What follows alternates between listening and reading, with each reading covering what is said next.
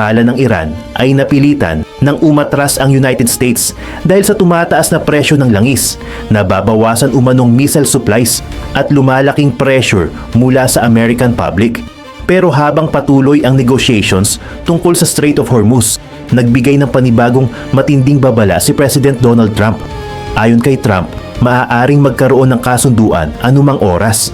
Ngunit kapag muling umatras ang Iran, isang napakalakas na pag-atake umano ang maaaring kaharapin nito. Kasabay nito, nananatili sa rehiyon ang mga barkong pandigma ng United States habang ang mga F-22 Raptor ay patuloy na nakaabang. Ang tanong ngayon, totoo bang handa ng sumuko ang Iran sa Strait of Hormuz? O isa na naman itong paraan para pahabain ang usapan habang muling naghahanda ang Tehran? At yan ang alamin natin sa JP Amazing Stories.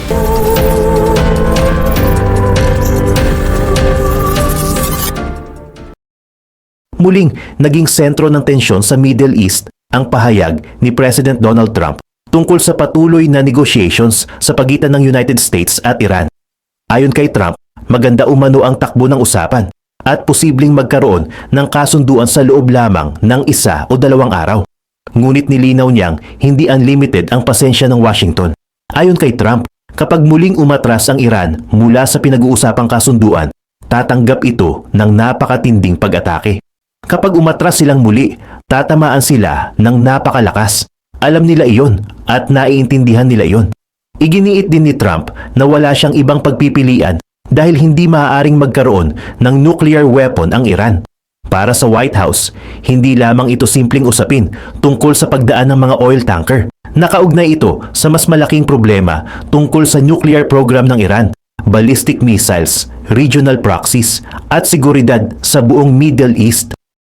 Sinabi rin ni Trump na naghahanda umano ang United States para sa isang napakalaking military operation bago muling humingi ng panahon ng Iran at ilang Gulf countries para sa diplomacy. Dahil dito, ipinakita ng Washington na bukas pa rin ito sa negosasyon. Ngunit nananatili sa mesa ang military option. Ang Strait of Hormuz ang naging pinakamahalagang bahagi ng kasalukuyang hidwaan. Isa itong makitid, ngunit napakahalagang international waterway na dinaraanan ng malaking bahagi ng langis at liquefied natural gas na ibinibiyahe sa buong mundo. Kapag nagkaroon ng kaguluhan sa lugar na ito, maaaring tumaas ang presyo ng langis, gasolina, transportasyon, pagkain, at iba pang pangunahing produkto. Ito ang dahilan kung bakit ginagamit ng Iran ang Strait of Hormuz bilang pangunahing bargaining chip laban sa United States. Naniniwala ang Tehran na kapag nagkaroon ng takot sa global oil market, mapipilitan si Trump na umiwas sa isa pang malaking military operation. Para sa Iran, ang Strait of Hormuz ang isa sa kakaunti nitong natitirang paraan para magkaroon ng leverage laban sa mas malakas na military at economic power ng United States. Ngunit para sa Washington, hindi maaaring kontrolin ng isang bansa ang isang international waterway. Ayon sa posisyon ng United States, dapat malayang makadaan ang lahat ng commercial vessels nang walang sapilitang bayad, Iranian permission o banta ng pag-atake. Dito ngayon umiikot ang negotiations. Sino ang may karapatang magbantay, magtakda ng ruta at magpatupad ng mga kondisyon sa Strait of Hormuz? Habang nagpapatuloy ang usapan, nananatili ang malakas na naval presence ng United States sa rehiyon. Ayon sa isang pahayag na binanggit sa transcript, mahigit 1,000 commercial vessels na ang natulungan ng American forces na makadaan sa Strait of Hormuz sa loob ng nakaraang mga buwan. Ginagawa ito sa kabila ng mga pagbabanta at tangkang panghaharang mula sa Iran. May pagkakataon, umanong binabalaan ng American warships ang mga barkong lumilihis ng ruta o sumusunod sa utos ng Iranian forces. American warship, baguhin ninyo ang inyong direksyon. Patuloy naming babantayan ang inyong ruta. Tinawag ni Trump ang naval blockade ng United States na isang uri ng wall of steel. Ayon sa kanya, kontrolado ng American forces ang blockade, kaya walang dahilan para makasingil ang Iran ng anumang toll o compulsory fee. Para sa Washington, hindi maaaring sabihin ng Iran na pag-aari nito ang Strait of Hormuz habang malayang nakakadaan ang mga barkong protektado ng United States. Habang tumatagal ang blockade, nahihirapan din ang Iran na makapag-export at makakuha ng malaking kita. Ito ang pressure na gustong panatilihin ng White House habang nagpapatuloy ang negotiations. Ayon sa pagsusuri sa transcript, umaasa ang Iran na maaari nitong gamitin ang tumataas na presyo ng langis laban kay Trump. Kapag naging mapanganib ang Strait of Hormuz, maaaring bumaba ang supply ng langis at tumaas ang presyo ng gasolina sa United States. Kapag tumaas ang gasolina, madarama ito ng ordinaryong American consumers. Mas tataas ang gasto sa transportasyon, pagkain, delivery, manufacturing at iba pang pangunahing serbisyo. Naniniwala umano ang Iran na magiging malaking political problem ito para kay Trump, lalo na habang papalapit ang midterm elections. Para sa Tehran, maaaring mas piliin ng White House ang magulo, ngunit pansamantalang kasunduan kaysa bumalik sa isang malawakang digmaan. Ngunit malaking sugal ang estratehiyang ito. Kapag nasobrahan ang pressure ng Iran, maaaring hindi umatras ang United States. Sa halip, maaari nitong palakasin ang blockade, sanctions at airstrikes. Sa ganitong sitwasyon, hindi lamang American consumers ang maapektuhan.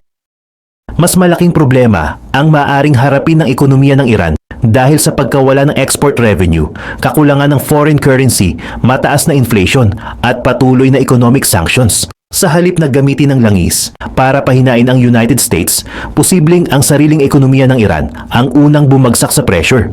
Isa sa pinakamalaking hindi pagkakasunduan ay ang paniningil ng Iran sa mga barkong dadaan sa Strait of Hormuz. Ayon sa Iran, maaari itong maningil para sa security services, navigation assistance at environmental protection. Ngunit para sa United States, ang anumang compulsory payment ay isa lamang paraan para kilalanin ang kontrol ng Iran sa international waterway. Malinaw ang posisyon ni Trump, walang toll at walang sapilitang bayad. Maaring pumayag ang Iran na pansamantalang alisin ang direktang toll. Ngunit ayon sa pagsusuri sa transcript, posible itong bumalik gamit ang ibang pangalan. Maaring tawagin itong environmental fee, security service fee, navigation charge o iba pang uri ng bayad. Ang mahalaga para sa Tehran ay magkaroon ng patunay na mayroon itong sovereign control sa Strait of Hormuz. Bukod sa perang makokolekta, makatutulong din ito sa propaganda ng Iranian government. Maaari nilang sabihin sa kanilang mamamayan na hindi sila natalo at napilitang kilalanin ng United States ang kapangyarihan ng Iran. Ngunit ito mismo ang ayaw tanggapin ng Washington. Para sa United States, ang malayang pagdaan ng mga barko ay dapat walang kondisyon at hindi nakadepende sa pahintulot ng Tehran. Bagamat sinasabi ng Iranian government na hindi ito direktang nakikipag-usap sa United States, nagpapatuloy ang pagpapalitan ng mensahe sa pamamagitan ng Oman. Posibleng parehong tama ang pahayag ng dalawang panig. Maaaring walang formal face-to-face meeting ang American at Iranian officials, ngunit ipinapasa ng Oman ang kanilang mga proposal at sagot. Ayon sa mga ulat na binanggit sa transcript, pinag-uusapan ang isang pansamantalang kasunduan na maaaring tumagal ng humigit kumulang 60 araw. Sa ilalim ng proposal, maaaring magkaroon ng magkahiwalay na ruta para sa mga barkong papasok at palabas ng Persian Gulf. Ang mga papasok na barko ay maaaring dumaan sa northern lane na mas malapit sa Iran. Samantala, ang mga palabas na barko ay maaaring dumaan sa southern lane na mas malapit sa Oman. Ngunit hindi pa rin malinaw kung sino ang magbabantay sa mga ruta at kung papayagan ang anumang uri ng bayad.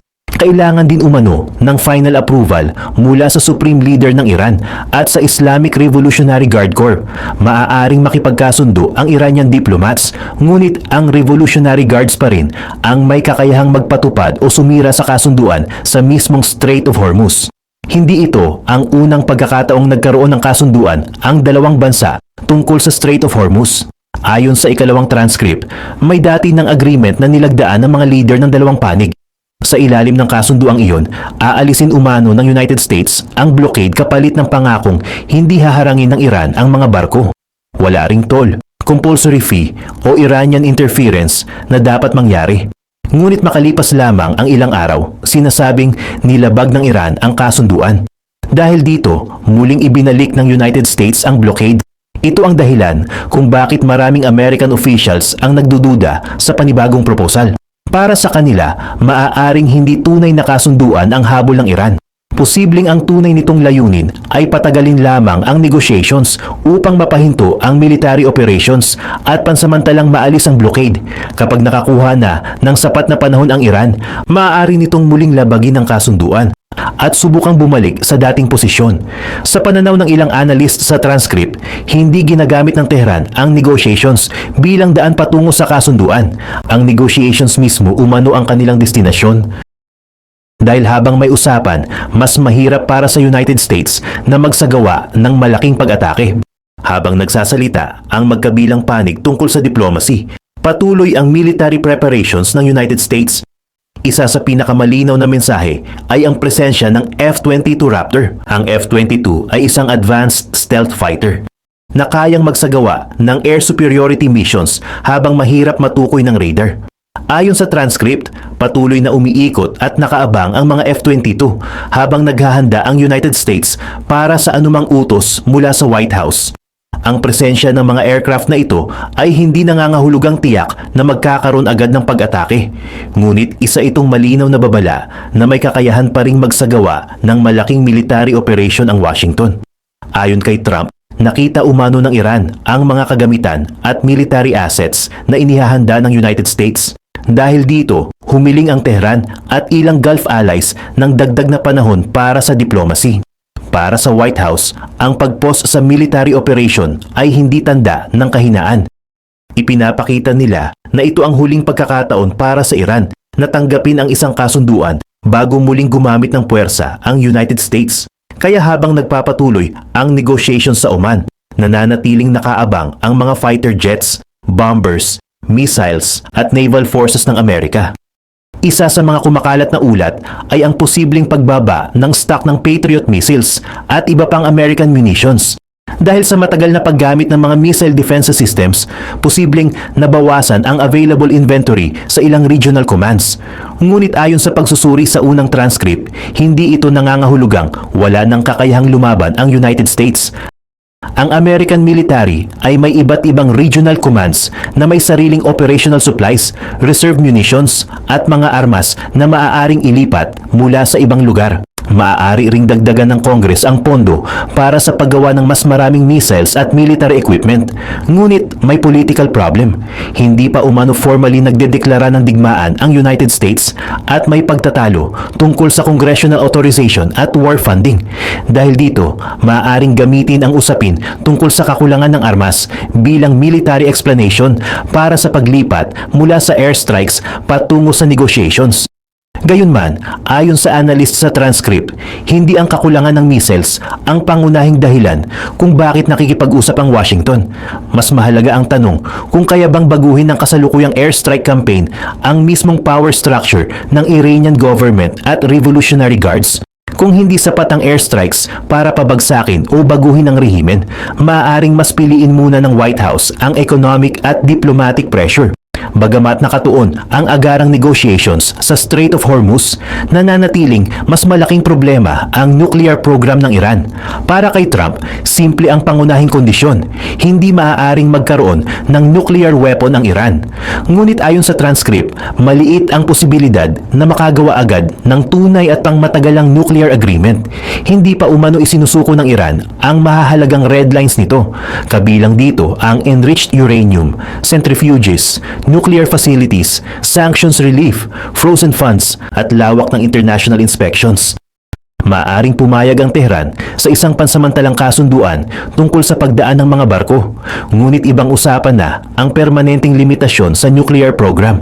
Bukod dito, hinihingi rin ng ilang American officials ang paghihigpit sa ballistic missiles at pagtigil ng Iran sa pagpopondo sa mga regional armed groups. Kapag agad na inalis ang sanctions at ibinalik ang frozen assets, maaaring gamitin ng Iran ang pera para muling magtayo ng missiles, military facilities at proxy networks. Dahil dito, may mga naniniwalang kahit magkaroon ng kasunduan, hindi dapat agad ibigay ang malaking economic relief. Kailangang patunayan muna ng Iran sa pamamagitan ng aktual na kilos na handa itong baguhin ang dating ginagawa nito. Habang nakikipagnegosasyon ang Iran, patuloy namang gumagalaw ang mga grupong konektado rito sa iba't ibang bahagi ng Middle East. Sa Red Sea, iniulat na nagbanta o nagsagawa ng operasyon ang Houthis laban sa mga ruta ng oil tankers malapit sa Yanbu, Saudi Arabia. Mahalaga ang Yanbu dahil dito inililipat ng Saudi Arabia ang malaking bahagi ng oil exports kapag nagiging mapanganib ang Strait of Hormuz. Ngunit kahit makarating ang mga tanker sa Red Sea, kailangan pa rin nilang dumaan malapit sa Bab el-Mandeb, kung saan maaari silang maabot ng Houthi missiles at drones. Sa southern Lebanon, winasak naman ng Israeli forces ang isang underground tunnel na sinasabing ginamit ng Hezbollah. Nakakita rin umano ng launchers, rockets, rifles, anti-tank weapons, at iba pang combat equipment. Kasabay nito, nagpapatuloy ang negotiation sa Rome tungkol sa paglawak ng tinatawag na pilot zones. Sa ilalim ng planong ito, aalis ang Israeli forces sa isang lugar.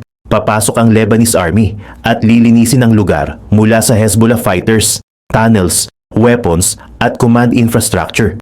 Ngunit ang malaking problema ay verification. Sino ang magpapatunay na totoong naalis ang Hezbollah at hindi lamang inilipat ang mga armas sa ibang lugar? At iyan ang patuloy nating babantayan dito sa JP Amazing Stories. Huwag kalimutang mag-like, mag-share at mag-subscribe para hindi ninyo ma-miss ang susunod nating update.